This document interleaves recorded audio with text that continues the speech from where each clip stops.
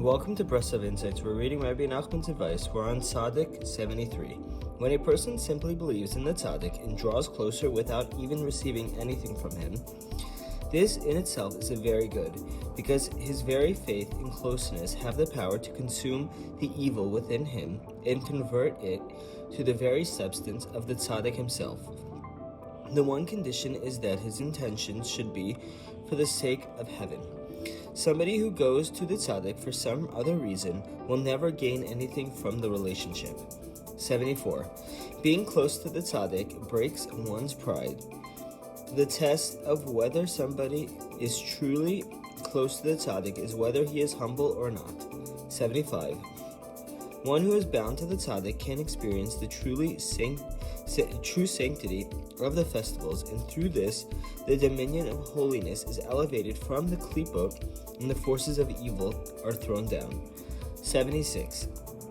You should love the Tzaddik with a perfect love until your soul is bound up with his, and your love for him will replace the love of a woman. Wonderful was thy love to me, passing the love of women. 77. The Shabbat one spends with the Tzaddik is like a fast. 78. A man's task in life is to rid himself of the spirit of folly, which clings to him and fills his heart. When he is bound to the true Tzaddik and loves him with a spiritual love, he will soon rid himself of the spirit of folly and break the stubbornness of his heart. 79.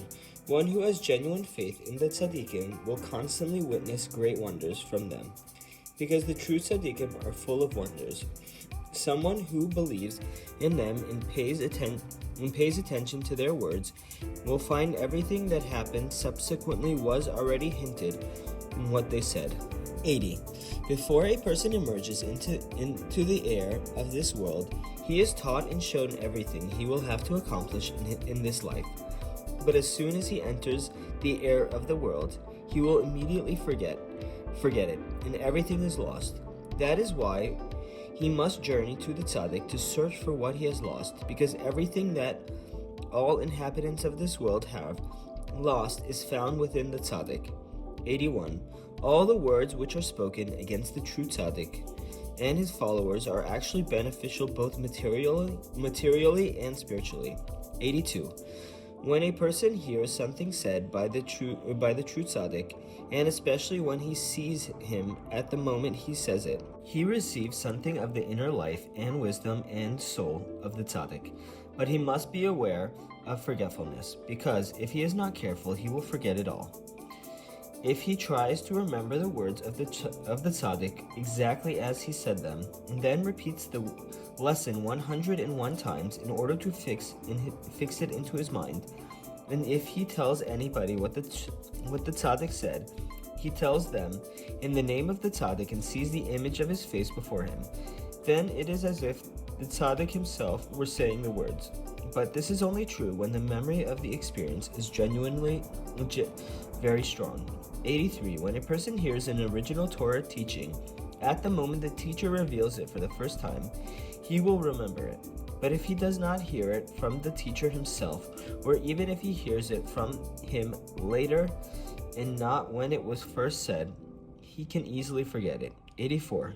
The righteous are persecuted by the wicked and suffer pain and anguish as a result, but this is something brought about by Hashem in order to bring the righteous man to reflect on himself and examine his deeds.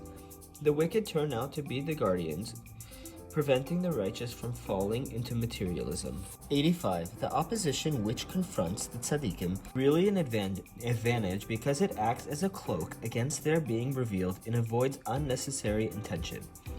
The opponents of the tzaddikim themselves would dearly like to cover them up completely and get rid of them altogether, God forbid. But Hashem does not abandon them or deliver them into their hands. 86. It is impossible to achieve a clear mind and pure thoughts except through being bound to the tzaddikim. This is the main way in which harsh judgments are sweetened, and this is why it is essential to be with the tzaddikim on Rosh Hashanah. 87. The ability to speak derives from one's bond with the tzaddikim. 88. Even those who are far from the Tzaddik receive vitality and radiance from him. 89. Stories about the Tzaddikim, their lives, achievements, have a wonderful power to purify a person's thoughts and sweeten the harsh judgments, releasing him from all his troubles.